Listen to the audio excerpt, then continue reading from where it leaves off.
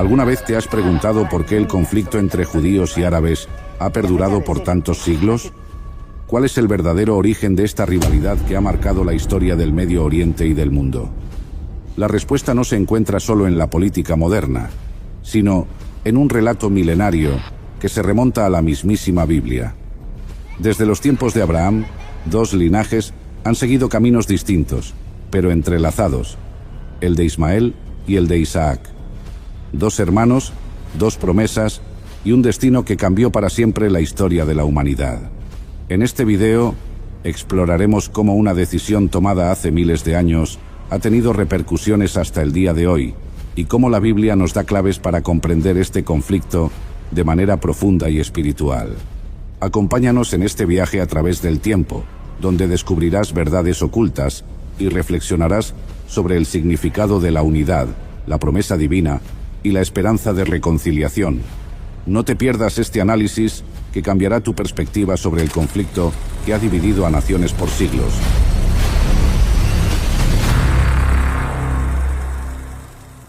Las páginas de la Biblia no solo narran historias de fe y promesas, sino que también revelan las raíces de conflictos que han perdurado durante milenios.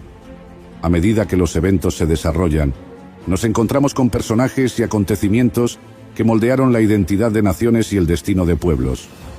La rivalidad entre judíos y árabes no es un conflicto reciente, sino una historia que se remonta a tiempos antiguos y que ha sido influenciada por decisiones, promesas y bendiciones divinas.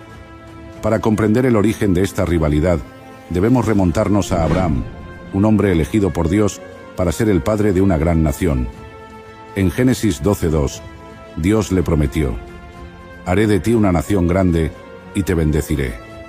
Sin embargo, con el paso de los años, la promesa de una descendencia numerosa se convirtió en una carga emocional para Abraham y su esposa Sara, quienes eran ancianos y no habían tenido hijos. En un intento de ayudar a Dios, Sara propuso que Abraham tuviera un hijo con su sierva egipcia, Agar. Este hijo, Ismael, fue concebido como una solución humana a un problema divino. Pero en cuanto Agar quedó embarazada, la dinámica en la casa de Abraham cambió. Sara comenzó a sentir celos, y Agar, a su vez, adoptó una actitud de desprecio hacia su señora. Este conflicto escaló hasta que Sara trató tan duramente a Agar que ésta huyó al desierto. Allí, en su momento de mayor desesperación, un ángel del Señor se le apareció y le dio una promesa. Su hijo, Ismael, sería el padre de una gran nación. Dios no solo vio el dolor de Agar, sino que también le aseguró un futuro para su descendencia. Con esta certeza, Agar regresó a la casa de Abraham y dio a luz a Ismael. Años después, Dios cumplió su promesa a Abraham y Sara, y en su vejez, Sara concibió y dio a luz a Isaac, el hijo de la promesa. La tensión en la familia creció cuando Ismael, ya un joven, se burló de Isaac. Sara, temerosa de que Ismael compartiera la herencia con su hijo, exigió que Abraham echara a Agar e Ismael. Con gran dolor, Abraham obedeció y los envió al desierto. Allí, nuevamente, Dios intervino. Agar, sin agua y viendo a su hijo desfallecer, clamó a Dios. En respuesta, el ángel del Señor le mostró un pozo y reafirmó la promesa de que Ismael sería el padre de una gran nación. Ismael creció en el desierto, convirtiéndose en un arquero experto y en el patriarca de 12 tribus, conocidas como los ismaelitas, ancestros de muchos pueblos árabes. Mientras tanto, Isaac se convirtió en el heredero de la promesa y el linaje a través del cual Dios desarrollaría su plan redentor, culminando en la nación de Israel y eventualmente en la venida del Mesías, Jesucristo.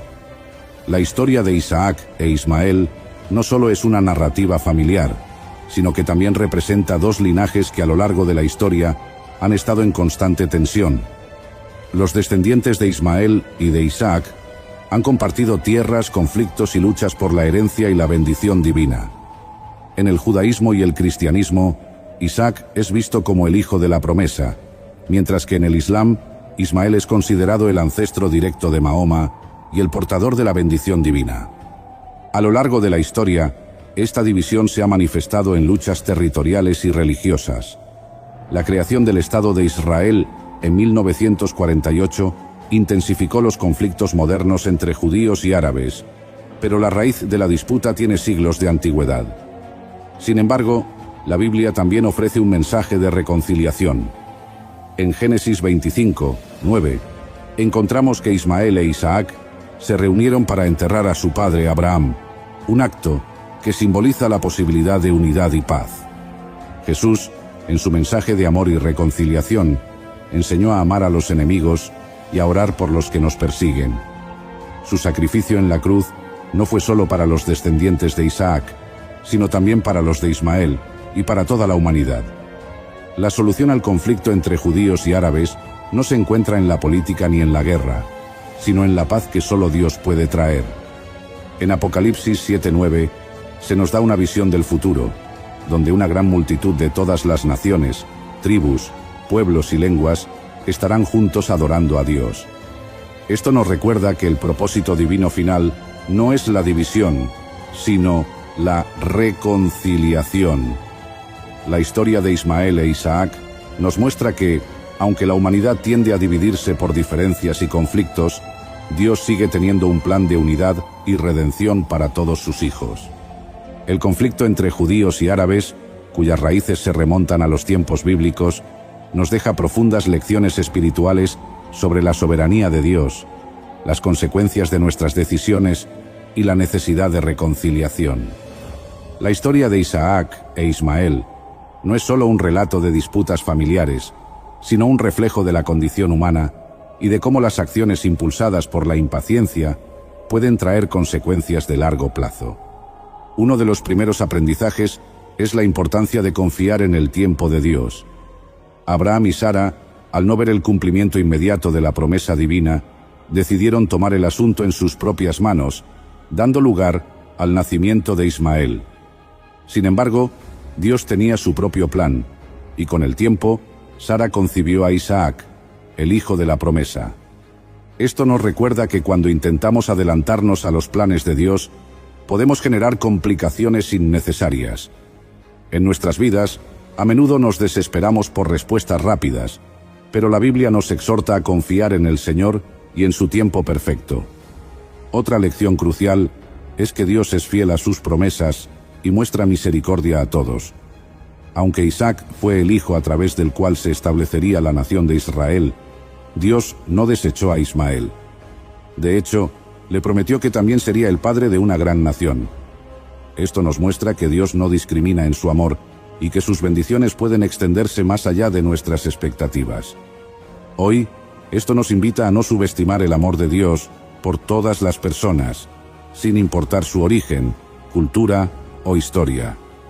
El distanciamiento entre Isaac e Ismael también nos advierte sobre las consecuencias de la rivalidad y el resentimiento.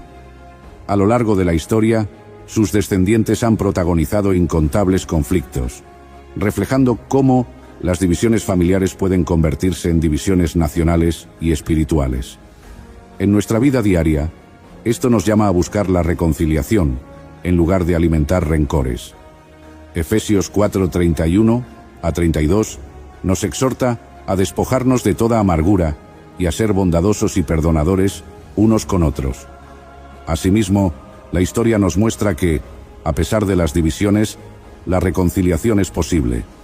En Génesis 25:9, vemos que Isaac e Ismael se reunieron para enterrar a su padre Abraham, lo que sugiere que al final pudieron encontrar un punto de unidad. Esto nos recuerda que, incluso en las relaciones rotas, Dios puede obrar para traer restauración. En un mundo marcado por conflictos y separaciones, debemos trabajar activamente en ser agentes de paz y unión, promoviendo el diálogo y la comprensión. Finalmente, la historia de estos dos hermanos nos lleva a la promesa de reconciliación definitiva en Cristo.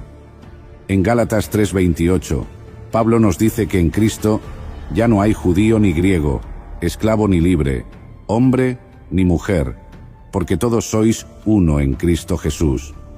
Esto nos recuerda que, más allá de nuestras diferencias, Dios nos llama a una unidad espiritual en Él. Su plan de redención está diseñado para todas las naciones, y solo a través de Jesús encontraremos la verdadera paz. En un mundo donde las divisiones parecen irreconciliables, la historia de Ismael e Isaac nos desafía a confiar en Dios, a amar a nuestro prójimo y a ser instrumentos de reconciliación. Así como Dios tuvo un plan para ambos hijos de Abraham, también lo tiene para nosotros, y su deseo es que vivamos en armonía bajo su amor y gracia. Desde tiempos antiguos, la nación de Israel vivía con una profunda esperanza, la llegada del Mesías prometido. Generación tras generación, los judíos esperaban ansiosamente al libertador que, según las profecías, restauraría el reino de Israel, traería paz y liberación de toda opresión. Las Escrituras anunciaban a un rey justo y poderoso, descendiente de David, que gobernaría con rectitud y establecería un reino eterno. El pueblo vivía bajo el dominio del Imperio Romano, sufriendo una opresión que les recordaba su falta de soberanía. Los fariseos, saduceos y escribas enseñaban con rigor la ley de Moisés, y el templo de Jerusalén era el centro de la vida religiosa y social.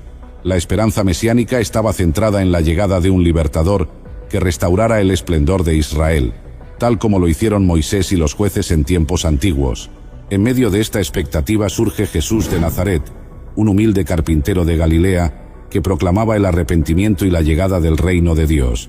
Sus obras eran sorprendentes: sanaba enfermos, perdonaba pecados y enseñaba con autoridad. Muchos comenzaron a seguirle, preguntándose si realmente sería el Mesías anunciado por los profetas. Sin embargo, Jesús no se ajustaba a la imagen de un líder militar o político. Hablaba de humildad, amor al prójimo y de un reino no terrenal.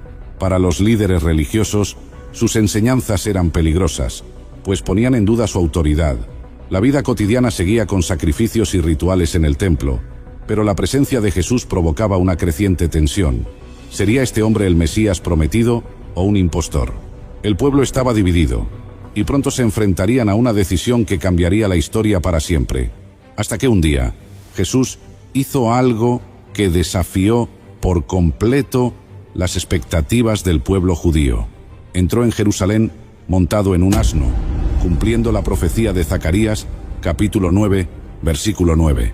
Alégrate mucho, hija de Sión, grita de alegría, hija de Jerusalén. Mira, tu rey viene hacia ti, justo, victorioso, humilde y cabalgando sobre un asno. Las multitudes lo recibieron con júbilo, extendiendo mantos y ramas a su paso, clamando: Hosana al Hijo de David, bendito el que viene en el nombre del Señor. La emoción era palpable. Muchos pensaban que el momento de la liberación política había llegado y que Jesús traería consigo el fin del dominio romano.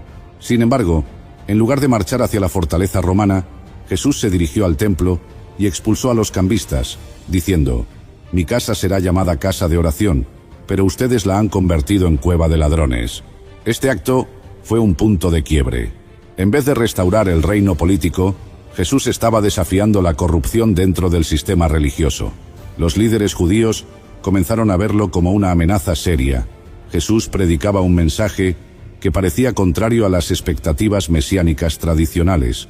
Hablaba de amar a los enemigos, de perdonar 70 veces 7, y de un reino espiritual que no se establecería con la fuerza de las armas, sino con la fe y la justicia. La decepción creció entre muchos seguidores. ¿Cómo podía este hombre ser el Mesías si no estaba cumpliendo las profecías sobre la restauración del reino terrenal? Los fariseos y saduceos vieron en esto una oportunidad para desacreditarlo, afirmando que Jesús no podía ser el Mesías prometido. Así, lo que comenzó como una celebración de esperanza se transformó rápidamente en dudas y oposición, y por eso, los líderes religiosos intensificaron su rechazo hacia Jesús. Sus enseñanzas desafiaban las tradiciones establecidas y cuestionaban la autoridad de los fariseos y saduceos.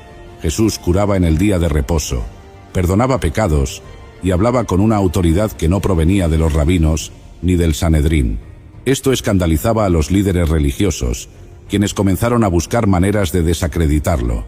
Los fariseos argumentaban que un verdadero Mesías jamás violaría la ley de Moisés ni desafiaría las enseñanzas de los ancianos.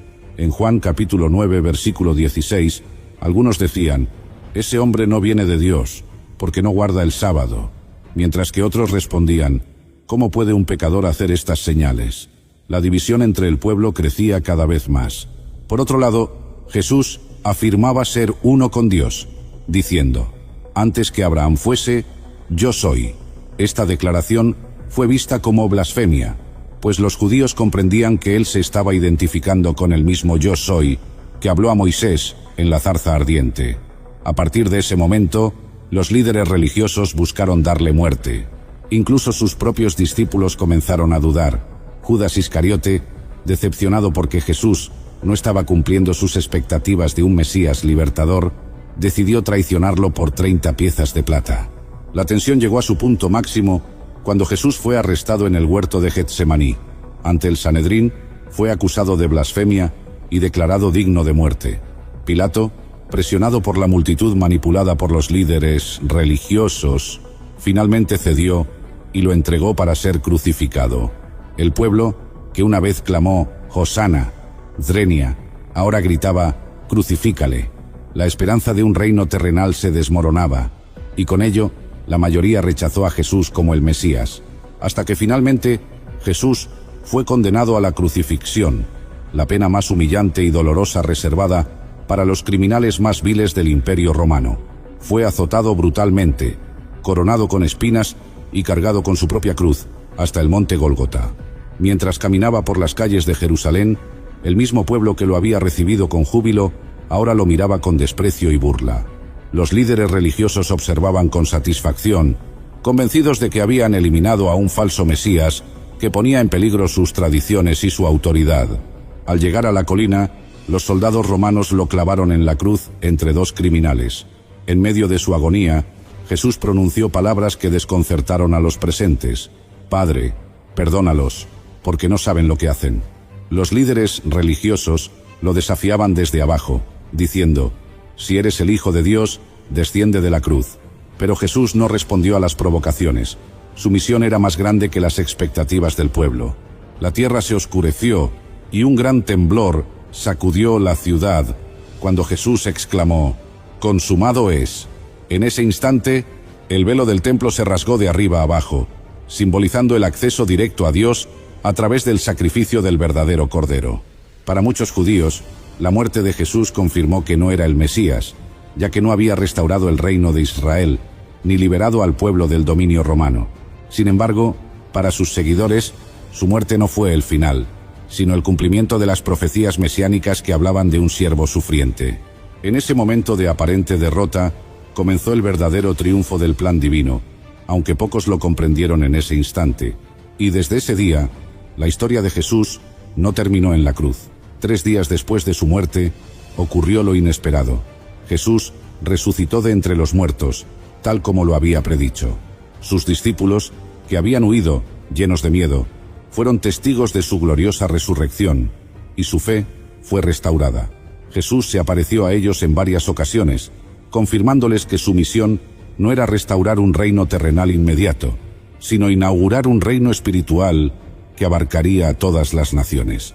Sin embargo, para la mayoría de los judíos, la resurrección no fue suficiente prueba. Sus corazones permanecieron endurecidos.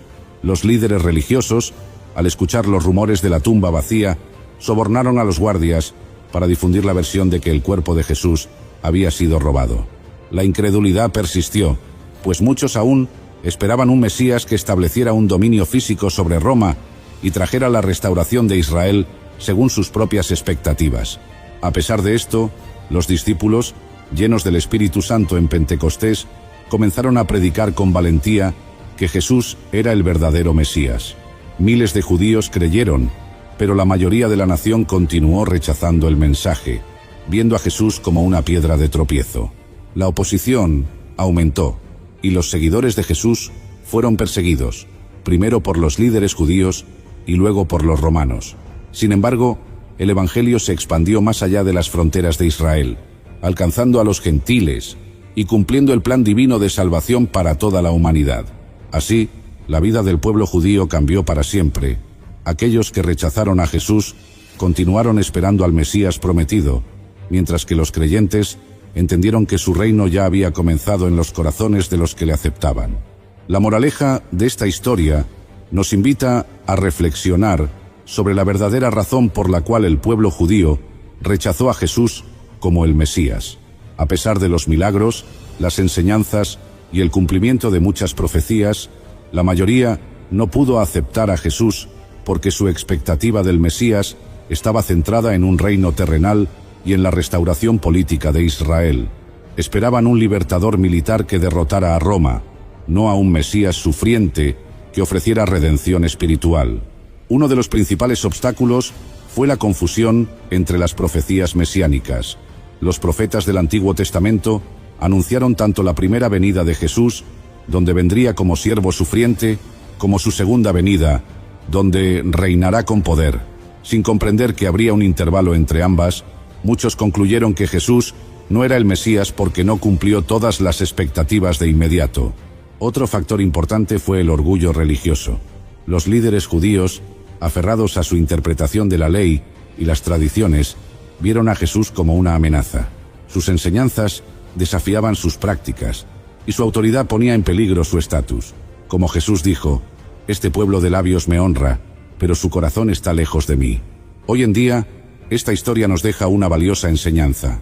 A veces, nuestra expectativa de cómo Dios debe actuar en nuestras vidas nos impide ver su verdadero propósito.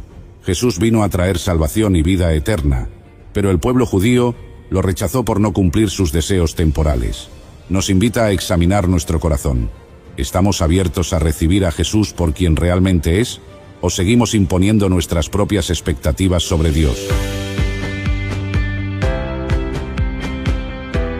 Gracias por acompañarnos hasta el final de esta fascinante historia bíblica.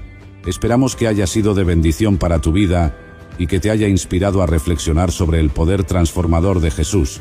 Si te ha gustado este contenido, no olvides dejar tu me gusta, suscribirte al canal y activar la campanita para recibir notificaciones de nuestros próximos videos. También te invitamos a compartir este mensaje con tus amigos y familiares para que más personas puedan conocer las maravillas de la palabra de Dios. Déjanos tu comentario abajo. ¿Qué enseñanza te dejó esta historia? Que Dios te bendiga y nos vemos en el próximo video.